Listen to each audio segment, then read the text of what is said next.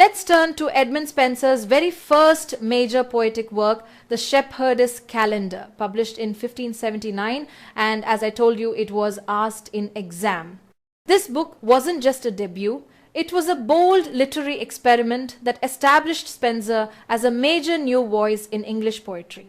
The work is a cycle of 12 eclogues, one for each month of the year, using the life of shepherds as an allegory for moral, political, and romantic themes. And this is where we meet Colin Clout, Spenser's poetic alter ego, a character originally created by John Skelton. It was asked in exam.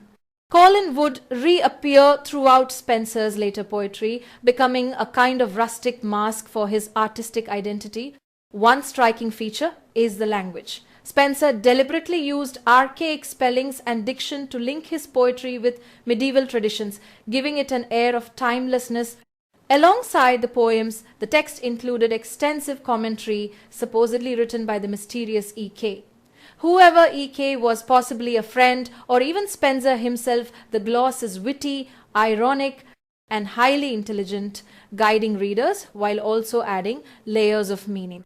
Here's a quirky detail worth noting: the word sarcasm or sarcasmus is first recorded in English in the October eclogue.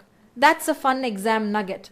The calendar was dedicated to Philip Sidney, and this was recently asked in exam, and in many ways it paved the way for Sidney's Arcadia, which appeared a year later in 1580. Through its classical influences, pastoral disguise, and innovative style, the Shepheardes Calender announced Spenser as a poet of ambition and depth, setting the stage for the Faerie Queene. So, the anchors to remember: first published in 1579, modelled after Mantuanus, dedicated to Sidney, introduces Colin Clout, features E.K.'s commentary, and even gives us the first English use of the word sarcasm.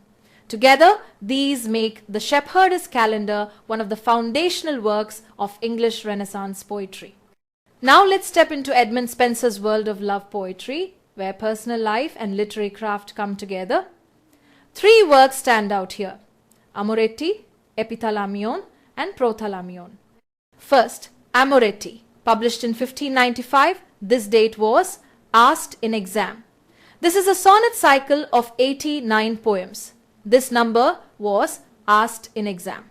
Unlike most Elizabethan sonnet sequences, which usually present unattainable or idealized love, Spenser's Amoretti is about something very real: his courtship and eventual marriage to Elizabeth Boyle. Again, it was asked in exam. Through these sonnets, he records the ups and downs of love, even including sonnet 34, which reflects a temporary breakup. What makes it unique is the way he immortalizes his bride's name through wordplay, binding his personal love story into poetic tradition. Yet for centuries, critics overlooked Amoretti, dismissing it as less ambitious than Shakespeare's or Sidney's sonnets. Today, we see it differently, as Spenser's personal voice, blending intimacy with artistry. But Spenser didn't stop at the sonnets. Alongside Amoretti, in the same year, he published Epithalamion, an ode to his bride on their wedding day, and this was asked in exam. This poem is structured into 24 stanzas symbolizing the hours of Midsummer Day, again asked in exam. It begins with an invocation to the muses, then moves hour by hour through the events of the wedding from dawn until night, and this time of the day was once asked in exam. The poem celebrates joy, fertility, hopes for future generations, and the sanctity of marriage. It is often considered one of Spenser's finest lyrical achievements, blending personal celebration with mythological grandeur. Finally, in 1596 came Prothalamion, written for the double marriage of Elizabeth and Catherine Somerset, and this particular point was asked in exam. This is a nuptial song, again filled with mythological references and rich imagery. Spenser sets the scene along the Thames River. The name of the river was once asked in exam, where he sees two maidens gathering flowers for their bridal crowns. The refrain, "Sweet Thames, run softly till I end my song." This is a very often quoted line, and this was too asked in exam flows like a melody throughout the poem. This refrain later caught the attention of T.S. Eliot, who quoted it in The Waste Land, and this particular adaptation was asked in exam. And centuries later, in 1954, the composer George Dyson even set it to music. So, pause here and lock in these exam anchors. Amoretti, 1595-89 sonnets, Elizabeth Boyle, Spenser's Courtship. Epithalamion, 1595, 24 stanzas, wedding day poem, hopes for fertility. Prothalamion, 1596, nuptial song, Thames River setting, Sweet Thames, refrain, quoted by Eliot. Let's take a closer look at Edmund Spenser's two most famous works, his political treatise, A View of the Present State of Ireland, and his grand epic, The Faerie Queene. First, A View of the Present State of Ireland, written in 1596 but published posthumously in 1633 by Sir James Ware, and this particular work was asked in exam. This prose dialogue reflects Spenser's role in English colonial administration. The text defends the policies of Lord Arthur Grey de Wilton, who had been Lord Deputy of Ireland. Spenser argued for firm, even harsh, control over Ireland, calling for reforms to Irish law, religion, and customs. He criticized the native Brehon law system, which often imposed fines instead of capital punishment. To him, such leniency bred disorder. He even warned against education in the Irish language, seeing it as a barrier to English integration. The text reveals Spenser's disdain for Irish customs and his belief in radical restructuring to secure English authority.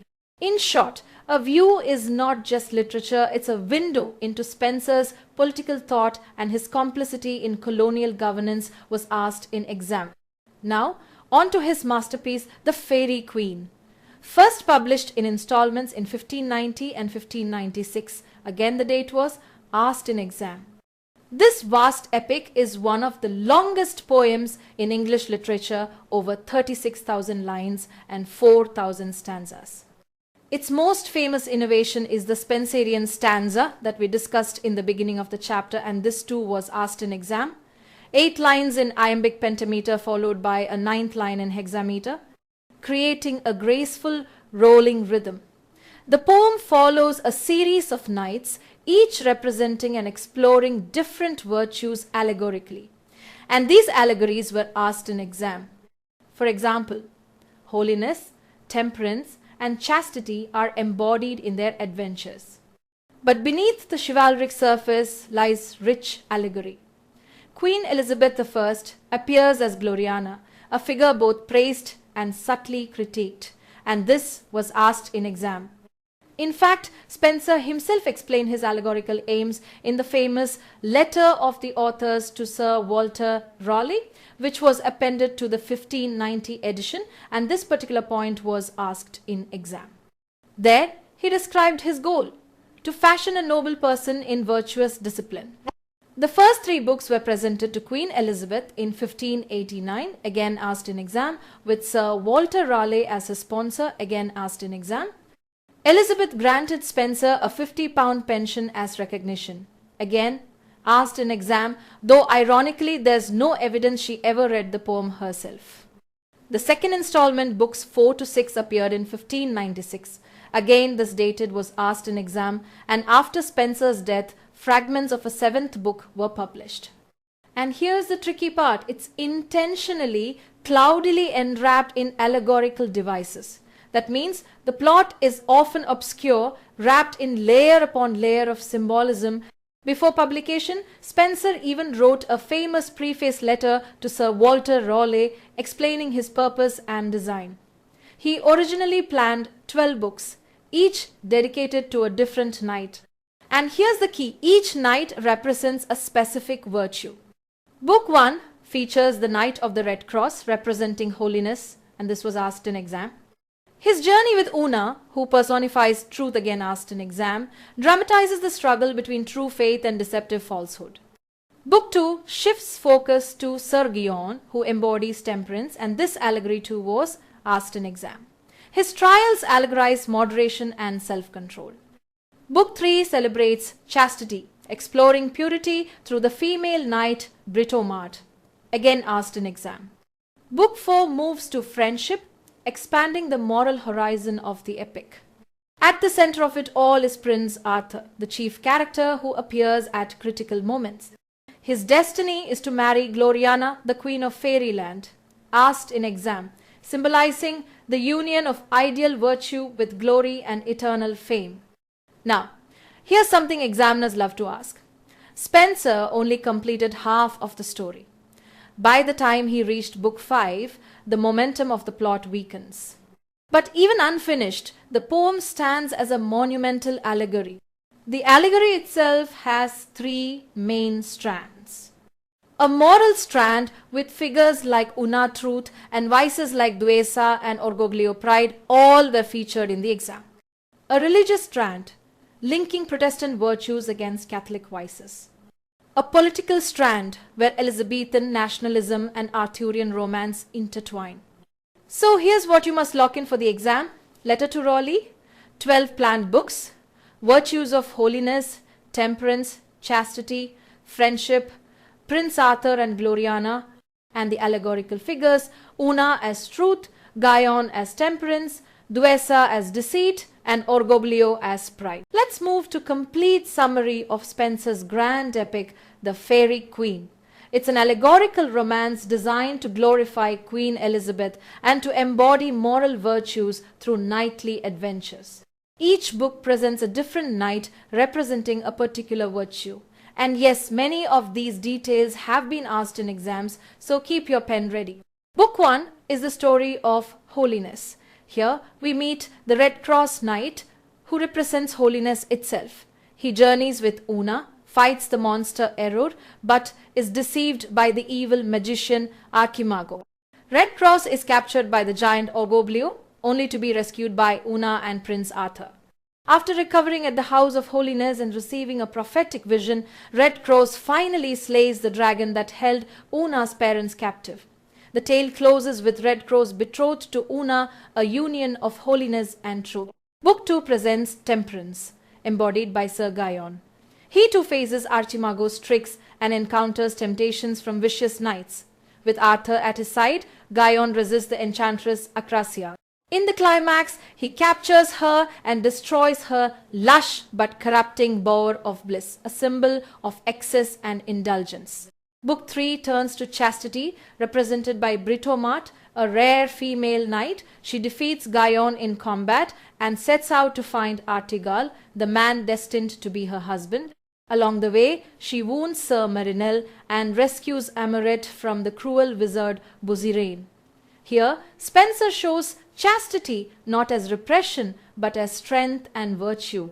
Book 4 carries on with the theme of friendship, though interestingly, the book often circles back to unfinished business from Book 3. Scudamore is misled by Ate and becomes suspicious of Britomart. Meanwhile, Sathiran organizes a grand tournament where Britomart even defeats Artegal. Despite this, Artegal and Britomart fall in love and pledge themselves to each other. Amoretti meanwhile escapes a savage man and is finally reunited with Scudamore. Book 5 is all about justice, represented by Sir Artegal. His quest is to uphold law, order, and fairness in a corrupt world. Spenser explores the struggles of justice against tyranny and oppression, showing how difficult it is to apply absolute justice in a fallen world. Book 6 concludes with courtesy, embodied by Sir Calender. This knight journeys through the challenges of society, striving to balance chivalry, humility, and proper behavior in both noble and ordinary settings.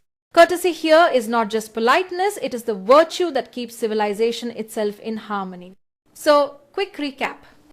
Book 1, Holiness, Red Cross Knight. Book 2, Temperance, Sir Guyon. Book 3, Chastity, Britomart. Book 4, Friendship, Britomart and Artegal. Book 5, Justice, Sir Artegal. Book 6, Courtesy, Sir Calender. 6 knights, 6 virtues, 1 grand vision of Elizabethan morality and nationhood. So that's all for today, and I made sure nothing is left out in Spenser. We have covered everything, and that is why we had to drag our session a little bit longer, but worth it.